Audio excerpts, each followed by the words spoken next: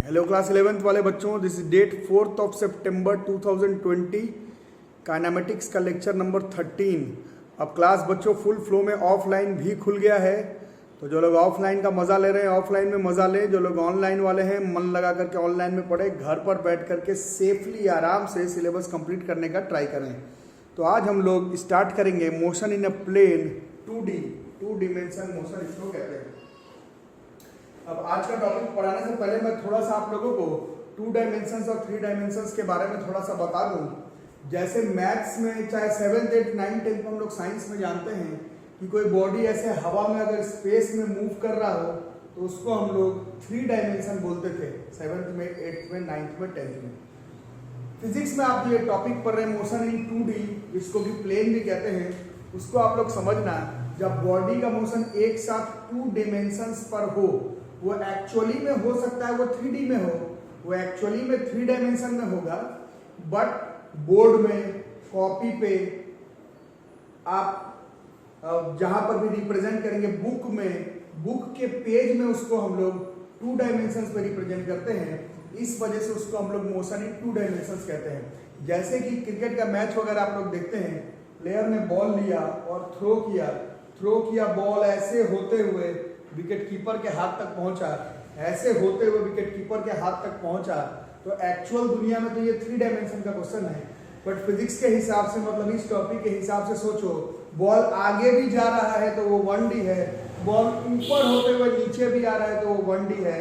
इन दोनों को मिला लो तो फिजिक्स में इसको मोशन इन 2D बोलते हैं। जिस मोशन में बॉडी आगे भी जा रहा हो, ऊपर नीचे भी हो रहा हो, पीछे भी जा रहा हो, ऊपर नीचे भी हो रहा हो, उस तरह के मोशन को फिजिक्स में हम लोग मोशन इन 2D कहते हैं। एक्चुअल दुनिया में हो सकता है कि वो 3D का क्वेश्चन हो। हम लोग जब स्कूल में थे तो तकलीफ हो जाता था हम लोगों को कि भाई बॉल हवा में उड़ते हुए आ रहा है, ये तो 3D का होना चाहिए, 2D क्या है। बट फिजिक्स में, बुक में, कॉपी में, आप बोर्ड में जब इसको सॉल्व करेंगे तो इसको हम लोग 2D में करते हैं। 2 डायमेंशन का मतलब बॉल आगे जा रहा है या पीछे, तो वो हॉरिजॉन्टल वाला एक डायमेंशन, वर्टिकल में बॉडी ऊपर नीचे हो रहा है तो वर्टिकल वाला एक डायमेंशन मिला करके मोशन इन 2 डायमेंशन। तो इस मोशन इन 2 डायमेंशन में बहुत सारा टॉपिक हमें पढ़ना है। उन बहुत सारे टॉपिक में ये पहला टॉपिक है, इसको हम लोग कहते हैं प्रोजेक्टाइल मोशन। तो प्रोजेक्टाइल मोशन में है an object projected into space और air such that it moves under the effect of gravity alone is called projectile motion. जैसे वही क्रिकेटर वाली बात बताया, बॉल लिया, थ्रो कर दिया, थ्रो तो तुमने सीधा किया था बट वो नीचे आप विकेट कीपर के हाथ तक कैसे पहुंच गया ड्यू टू ग्रेविटी। अभी बाढ़ वगैरह का टाइम है, रिलीफ फंड वगैरह आप लोग देखते हैं, ऊपर से आता है हेलीकॉप्टर से फेंका, वो फेंका हेलीकॉप्टर ऐसे है, हेलीकॉप्टर इस तरह से है, रिलीफ फंड में फेंका ऐसे, बट ये पहुंचेगा under the effect of gravity alone. इस क्रिकेटर ने बॉल फेंका ऐसे, ये पहुंचा इस तरह से। इन सब मोशन को ही हम लोग प्रोजेक्टाइल मोशन कहते हैं।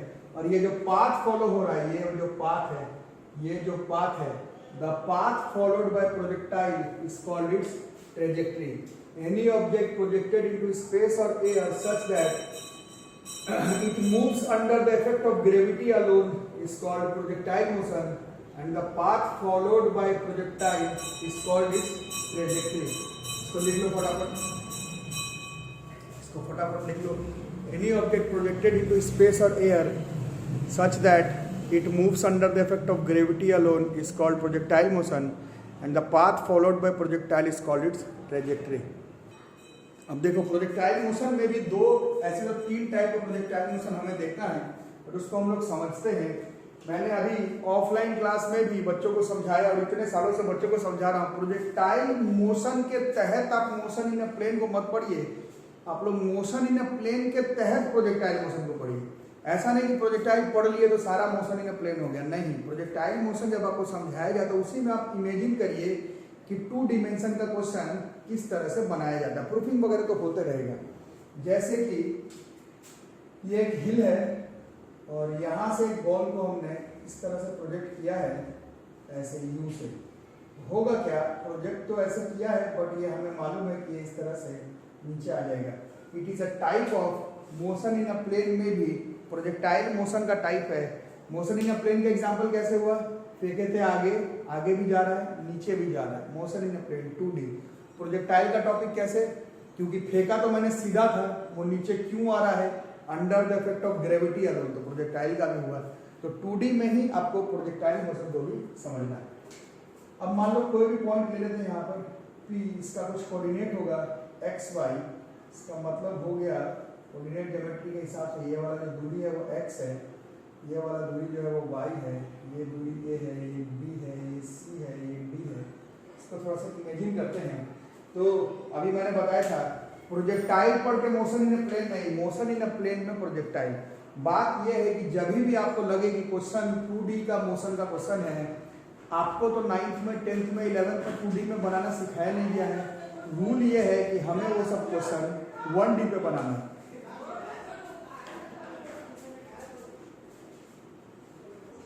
मोशन इन अ प्लेन का मीनिंग ही यही होता है कि आपको क्वेश्चन बचपन से 1 डायमेंशन में सिखाया गया है। आज के बाद जब भी आपको लगे कि question motion in a plane का है, 2D का है, तो आपको उसको तोड़ करके एक डिमेंशन में अलग और दूसरे डिमेंशन में अलग बनाना पड़ेगा। जैसे ये बॉल सीधा भी जा रहा है और नीचे भी जा रहा है, इसको साथ में बनाने का कोई उपाय फिजिक्स में नहीं है। इसको हमें एक बार सीधा वाले का अलग, एक बार नीचे वाले का अलग बनाना पड़ेगा। यही मोशन इन अ प्लेन है, यही मोशन इन 2 डायमेंशन है, यही प्रोजेक्टाइल मोशन है। ठीक है, जैसे इसमें हम लोग तोड़ के करते हैं, तो अलोंग सिर्फ x डायरेक्शन में पहले क्वेश्चन करते हैं। अलोंग x डायरेक्शन में जब बॉडी मूव कर रहा होगा, तो हमने 2D में मतलब 1D में पढ़ा है, xs बराबर पढ़ा है हमने ut plus half at square. जब हमें मालूम चलेगा कि मोशन इन अ प्लेन का क्वेश्चन है, तो उसको हम लोग ऐसे अप्रोच नहीं कर सकते हैं। उसको हम लोग ऐसे s बराबर ut plus half at square पे अप्रोच नहीं कर सकते हैं। उसको अप्रोच करने का तरीका होता है x डायरेक्शन में, मान लो दूरी x है, so this is x, तो u का केवल x कंपोनेंट लेना पड़ेगा। Velocity is a vector quantity. जब आपको लगे कि ये मोशन इन अ प्लेन का क्वेश्चन है, प्रूफिंग है, ग्राफ है, कंसेप्ट है, पूरा वेलोसिटी एक साथ नहीं ले पाएंगे। वेलोसिटी का केवल x कंपोनेंट को कंसीडर करेंगे अगर क्वेश्चन हॉरिजॉन्टल डायरेक्शन में बनाना हो तो। प्लस फिर हाफ में फिर एक्सेलरेशन में दिक्कत है। Acceleration is a vector quantity. जब x डायरेक्शन में बनाएंगे तो पूरा एक्सेलरेशन नहीं ले सकते, एक्सेलरेशन का केवल x का वैल्यू हमें लेना है। So this x is ux। इसके बारे में थोड़ी सी बात कर लेते हैं। वेलोसिटी का x कंपोनेंट, देखो मैंने इस बॉल को कहाँ फेंका था, तो इसको मैंने x डायरेक्शन पे ही फेंका था, तो वेलोसिटी को x डायरेक्शन पे ही फेंका था, वेलोसिटी को x डायरेक्शन में ही बॉल को फेंका था, तो इसका जो x डायरेक्शन वाला वेलोसिटी है वही वेलोसिटी का x कंपोनेंट हो जाएगा, पूरा u ही x कंपोनेंट हो जाएगा। अब एक्सेलरेशन का वैल्यू 0 हो जाएगा, क्योंकि प्रोजेक्टाइल मोशन में, मोशन इन प्लेन का बात नहीं कर रहा मैं, इस डायग्राम में बॉडी का एक्सेलरेशन ग्रेविटी की वजह से नीचे की तरफ हो रहा है, सामने की तरफ वाला एक्सेलरेशन नहीं है। सामने की तरफ वाला एक्सेलरेशन 0 होगा। ये मोशन इन अ प्लेन के हर क्वेश्चन में नहीं कर देना है, ये प्रोजेक्टाइल मोशन में करना है। अब हम लोग इसी चीज को देखते हैं। सो दिस इज x बराबर, this would have been ut और ax 0 हो गया। So this time comes out to be x by u, और अलोंग वर्टिकल अगर करते हैं, अलोंग हॉरिजॉन्टल कर लिए, अब अलोंग वर्टिकल हमेशा ऐसे करना है। जब भी आपको मालूम चले कि मोशन इन अ प्लेन का क्वेश्चन है, तो उसको तोड़ के x में अलग, y में अलग ही करना है। अलोंग वर्टिकल में y बराबर u by T plus half a by T square. अब थोड़ा सा देखो, इसका u y जो है वो 0 हो जाएगा, क्योंकि वेलोसिटी को तो मैंने x डायरेक्शन में फेंका था, तो वेलोसिटी का y का वैल्यू जो है वो 0 है, बट एक्सेलरेशन का y का वैल्यू g हो जाएगा, क्योंकि एक्सेलरेशन जो y डायरेक्शन में हो रहा है, फेंका तो मैंने सीधा था, बट जो एक्सेलरेशन हो रहा है y डायरेक्शन में ड्यू टू ग्रेविटी अलोन हो रहा है।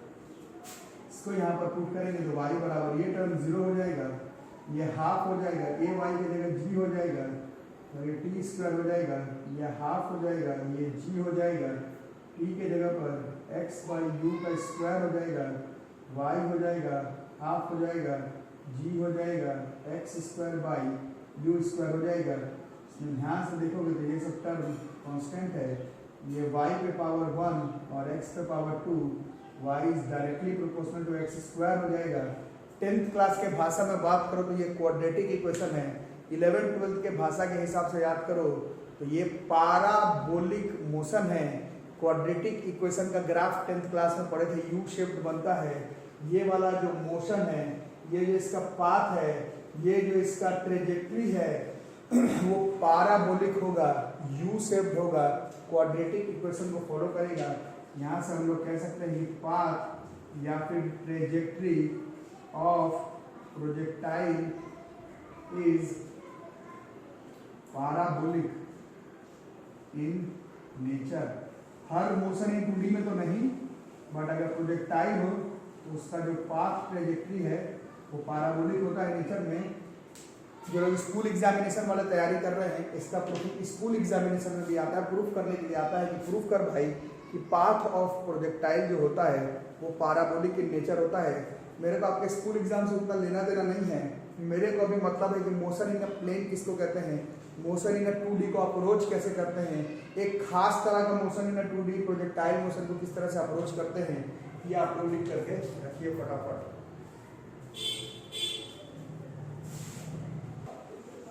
अब इस डायग्राम को, इस कॉन्सेप्ट को समझना, ये भी प्रोजेक्टाइल है, बस उसको फायर किया हुआ होगा एक एंगल पर। इस तरह से प्रोजेक्टाइल है, इसको फायर किए एंगल से, यू वेलोसिटी से ऐसे जाएगा जाएगा जाएगा जाएगा जाएगा, बट ये under the effect of gravity alone गिर भी जाएगा। तो ये भी प्रोजेक्टाइल मोशन है, ये भी मोशन इन अ प्लेन है, ये भी projectile fired eight an angle है, ये भी हमें पढ़ना है, इसका भी पाथ ऑफ ट्रेजेक्ट्री प्रूफ करना है। और इसमें थोड़ा सा हम लोगों को ज़्यादा डिटेल्स में पढ़ना है, क्योंकि इसमें हम लोग, अगर आप ध्यान से देख रहे हैं तो ये इसका कितने दूरी तक गया उसको हम लोग रेंज कह सकते हैं। इस रेंज का वैल्यू हमें डिराइव करना पड़ेगा। ये बॉल को मैंने एक एंगल पर फेंका तो वो कितने दूर तक गया वो वैल्यू हमें डिराइव करना पड़ेगा। स्कूल एग्जाम का बात करो तो स्कूल एग्जामिनेशन से या फिर जेईई मेंस नीट सिलेबस के हिसाब से ये वैल्यू हमें देखना होगा कितना होगा। ये देखो, ये मैक्सिमम हाइट है, सबसे ऊंचाई पर बॉल यहाँ पर पहुंचा तो हमें ये वाला हाइट भी देखना होगा कितना होगा नहीं होगा। और बॉल को मैंने फेंक तो दिया, वो कितने टाइम के लिए हवा में रहा गिरते गिरते तक, उसको हम लोग टाइम ऑफ फ्लाइट कहते हैं, वो भी हमें देखना पड़ेगा। इसको अब हम लोग एनालाइज करेंगे, स्टार्ट करेंगे। तो ठीक से पढ़ना, ठीक से समझना। ये देखो, ये जिन्होंने वेक्टर नहीं पढ़ा पहले वेक्टर पढ़ो, जिन्होंने वेक्टर नहीं पढ़ा पहले वेक्टर पढ़ो, जिन्होंने वेक्टर नहीं पढ़ा है पहले जाकर के वेक्टर पढ़ो। जिन्होंने पढ़ा हुआ है theta angle, theta angle, theta angle, theta angle, theta angle है और ये एरो है, theta arrow, theta arrow, angle arrow, angle arrow, angle arrow के साथ वाले को हम लोग कॉस कंपोनेंट कहते थे और एंगल एरो के सामने वाले को हम लोग साइन कंपोनेंट या फिर वाई कंपोनेंट या फिर वर्टिकल कंपोनेंट कहते थे। ठीक है, ये हमने पढ़ा है। अब ये हमारा वाई एक्सिस है, ये हमारा एक्स एक्सिस है। एक्सिस को नहीं भी लिखते तो समझ ही हो। ये पॉइंट है रैंडम, कोई भी एक रैंडम एक पॉइंट है, कोऑर्डिनेट ज्योमेट्री के हिसाब से इसका कुछ कोऑर्डिनेट होगा x और इसका y होगा। इसका मतलब है यहाँ से यहाँ तक का दूरी जो है वो y हो जाएगा और यहाँ से यहाँ तक का जो दूरी है वो हमारा x हो जाएगा। अब हम लोग इसको अप्रोच करेंगे, इसको हम लोग नेमिंग कर देते हैं। यहाँ O P, यहाँ A, यहाँ B, यहाँ मान लो C, यहाँ D, यहाँ B लिखी चुको। ठीक है, अब प्रोजेक्टाइल तो बाद की बात है, आखिर ये मोशन इन अ प्लेन है, आखिर ये मोशन इन अ प्लेन है। अभी आपको बताया गया था मोशन इन अ प्लेन को हम लोग तोड़ तोड़ के करते हैं, ऐसे अलोंग एक्स डायरेक्शन में केवल या फिर अलोंग हॉरिजॉन्टल डायरेक्शन में केवल हम लोग इसको पहले सेटअप करेंगे। अलोंग हॉरिजॉन्टल में जब सेटअप करने की बात आएगी तो we will set up it as x बराबर ut plus half at square. इस तरह से हम लोग इसको सेट करेंगे। ये किस पॉइंट पर है, हम लोग मान लो एट पॉइंट P पर ही देखना चाहते हैं, एट पॉइंट P पर देखना चाहते हैं। तो x बराबर uxt plus half ax t square. अब देखो ux, अब वेलोसिटी का x कंपोनेंट एंगल के साथ वाला वेक्टर पड़ा होगा तो मालूम होगा ये u cos थीटा होता है। ठीक है, अब एक्सेलरेशन, इस डायग्राम में एक्सेलरेशन वापस से जीरो होगा क्योंकि ये प्रोजेक्टाइल मोशन है और प्रोजेक्टाइल मोशन में बॉल का गिरना वो ड्यू टू ग्रेविटी हो रहा है, और ग्रेविटी जो है वो वाई एक्सिस पे लग रहा है, एक्स एक्सिस पर नहीं है। इस वजह से एक्सेलरेशन का वैल्यू जो है वो एक्स एक्सिस में 0 है। यह हर मोशन इन अ प्लेन में नहीं होगा, ये खास तरह का प्रोजेक्टाइल मोशन में होगा। अब यहाँ पर सेटअप करते हैं, तो एक्स बराबर this is you cos theta T, और ये 0 हो जा रहा है, ये वाला टर्म 0। इससे हमारा टाइम बराबर जो है वो हो जा रहा है x by you cos theta, और एट पॉइंट पी पर ही, एट पॉइंट पी पर ही अगर y निकालते हैं, this y is u by T plus half a by T square.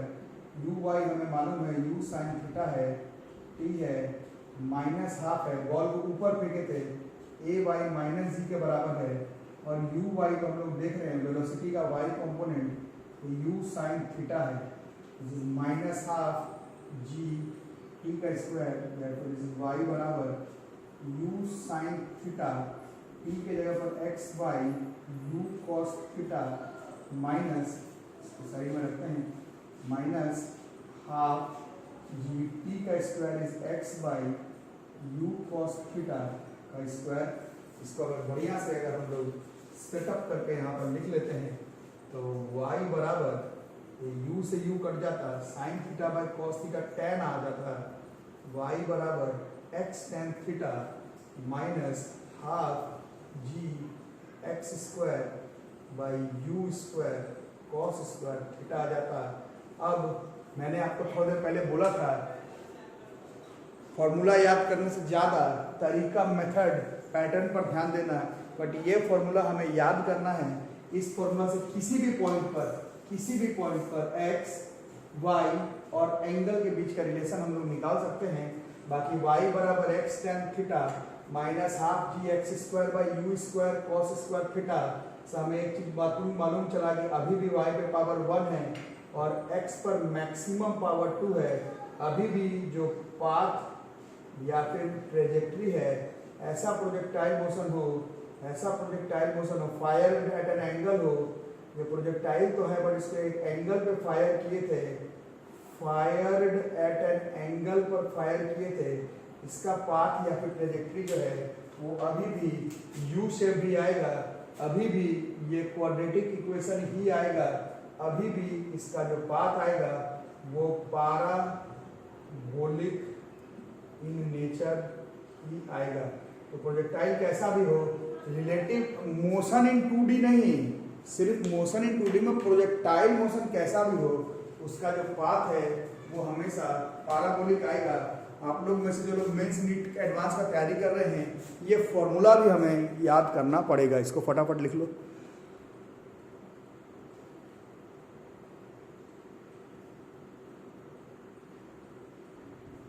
अब देखो आगे कैसे कैसे होगा, और इसी को आगे अप्रोच करते हैं। तो एट पॉइंट ए, ये कौन सा पॉइंट है, आप अगर ध्यान से देखते हैं तो ये एट पॉइंट ए है, ये हाईएस्ट पॉइंट है फ्लाइट के दौरान, ठीक है। अच्छा, हम लोग जब 9th क्लास में, 10th क्लास में या फिर 11th में, आज के क्लास के पहले तक पूछते थे कि बॉल जब अपने हाईएस्ट पॉइंट पर है तो उसका क्या जीरो होता था। एक बार सोच के बताओ, बहुत न्यूमेरिकल किए हो, बॉल जब अपने हाईएस्ट पॉइंट पर होता था तो 9th में, 10th में या फिर मोशन इन 1 डायमेंशन तक हमने पढ़ा है कि बॉल जब अपने हाईएस्ट पॉइंट पर होता था तो उसका फाइनल वेलोसिटी जो होता था वो 0 होता था। But now we are in class 11, now we are studying motion in a plane. अब आप सोचिए, अगर बॉल हाईएस्ट पॉइंट पर रहे और उसका वेलोसिटी 0 हो जाए तो वो तो रुक जाएगा, बट ये रुकता थोड़ी है, ये तो हाईएस्ट पॉइंट पर आकर के आगे बढ़ जाता है। इसका मतलब आज के बाद हाईएस्ट पॉइंट पर आप लोग, जो लोग 11th 12th वाले हैं, जो मोशन इन अ प्लेन समझते हैं, वो फाइनल वेलोसिटी हाईएस्ट पॉइंट पर 0 नहीं बताएंगे। आज के बाद फाइनल वेलोसिटी का केवल y कंपोनेंट 0 होगा ये बताएंगे, क्योंकि उसका x कंपोनेंट तो है, तब तो बॉल आगे जा रहा है। क्या बोलते हो, है ना। हाईएस्ट पॉइंट पर फाइनल वेलोसिटी जब तक बोलना था बोल दिए। आज के बाद कोई भी आपसे पूछे हाईएस्ट पॉइंट पर, तो 11th 12th में मोशन इन अ प्लेन में आप बताइएगा हाईएस्ट पॉइंट पर फाइनल वेलोसिटी का y कंपोनेंट 0 और ऊपर नहीं जा रहा है, सामने तो जा ही रहा है, फाइनल वेलोसिटी 0 नहीं है, फाइनल वेलोसिटी का केवल y कंपोनेंट का वैल्यू 0 है। अच्छा, अब देखो टाइम कितना होगा हाईएस्ट पॉइंट पर, अगर इसका पूरे पाथ का टाइम को अगर हम लोग t लें तो हाईएस्ट पॉइंट पर t का आधे पर पहुंचेंगे। अगर पूरा time of flight capital T से, अगर हम लोग टाइम ऑफ फ्लाइट को डिनोट करें कैपिटल T से, अगर हम लोग टाइम ऑफ फ्लाइट को डिनोट करें तो हाईएस्ट पॉइंट पर टाइम ऑफ फ्लाइट का आधा हुआ। ठीक है, अब हम लोग इसमें इक्वेशन लगाते हैं जो हम लोग पढ़े हैं, v बराबर u प्लस ए टी। आखिर तो प्रोजेक्टाइल छोड़ो, ये मोशन इन अ प्लेन का क्वेश्चन है। मोशन इन अ प्लेन में वी वाई बराबर u का केवल y प्लस ए वाई इंटू टी लगाएंगे। वी वाई 0 है, u वाई थोड़ा देर पहले ही u साइन थीटा आया था। ए वाई बॉल को ऊपर फेंकेंगे g आएगा, t के जगह पर t/2 आएगा। इसको आगे पीछे करेंगे तो g/t/2 बराबर u साइन थीटा आ जाएगा। इससे टाइम ऑफ फ्लाइट बराबर 2u sign theta by g आ जाएगा। हमने हाईएस्ट पॉइंट का इस्तेमाल किया, हमने कॉन्सेप्ट तो टाइम का बाई 2 का निकाला, बट बाई चांस मुझे पूरा time of flight capital T का ही वैल्यू पता चल गया। हाईएस्ट पॉइंट पर फाइनल वेलोसिटी के y कंपोनेंट का 0 वैल्यू का इस्तेमाल करते हुए हमें टोटल टाइम ऑफ फ्लाइट का वैल्यू ही पता चल गया। अब आगे देखेंगे। ठीक है, अब हम लोग, ये तो प्रूफिंग है बच्चों, प्रूफिंग का प्रैक्टिस तो जो कर ले सो कर ले, कॉन्सेप्ट याद रखना है। अब देखो अलोंग हॉरिजॉन्टल अगर मैं मान रहा हूं, अलोंग हॉरिजॉन्टल अगर मैं O से B निकालने का मन मेरे को कर रहा है, O से B, तो इसमें वही करना पड़ेगा, x बराबर uxt plus half ax T square आएगा। O से B तक का पूरा डिस्टेंस r, ux थोड़ी देर पहले आपको बताएगा कि u cos थीटा होगा, और यहाँ से यहाँ जाने का पूरे टाइम का नाम ही तो हमने टाइम ऑफ फ्लाइट लिया था, और ax का वैल्यू थोड़ी देर पहले ही आपको दिखाया गया था, ये 0 हो रहा था। तो ये हमारा बात बन गया। यहाँ से r बराबर u cos थीटा और t के जगह पर यहाँ पर 2u sin theta by g हो गया। ठीक है, अब यहाँ पर मैंने बताया था कि आप लोगों में से जो लोग वीडियो में जुड़े हुए हो, कुछ लोग मैथ्स वाले लोग हो, कुछ लोग ट्रिग्नोमेट्री मेरे से पढ़ रहे हो, कुछ लोग नॉन मैथ्स वाले लोग हो, उनको भी मेरे ही चैनल पर 11th क्लास के मैथ्स के प्लेलिस्ट में ट्रिग्नोमेट्री का पहला 6 लेक्चर फर्स्ट 6 देखना ही पड़ेगा। नहीं तो आप ऐसे जो लोग नॉन मैथ्स वाले लोग हो सीधा नहीं बोल सकते ये बीच में एंगल आ गया हम क्या करें, बीच में डिफरेंशिएशन आ गया हम क्या करें, बीच में इंटीग्रेशन आ गया हम क्या करें, बोलने पर नहीं होगा। पहले जाओ ट्रिग्नोमेट्री का पहला 6 लेक्चर मेरे ही चैनल से देख लो। बाकी बहुत लोग जानते होंगे साइन 2 थीटा का फॉर्मूला मैथ्स में होता है 2 sine theta into cos theta.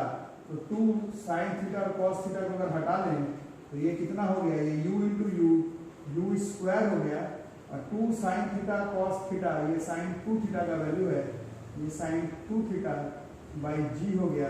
तो ये हमारा रेंज का फॉर्मूला आ गया। अगर आपसे अच्छा मीनिंग समझ रहे हो ना, प्रूफिंग अपने जगह पर है।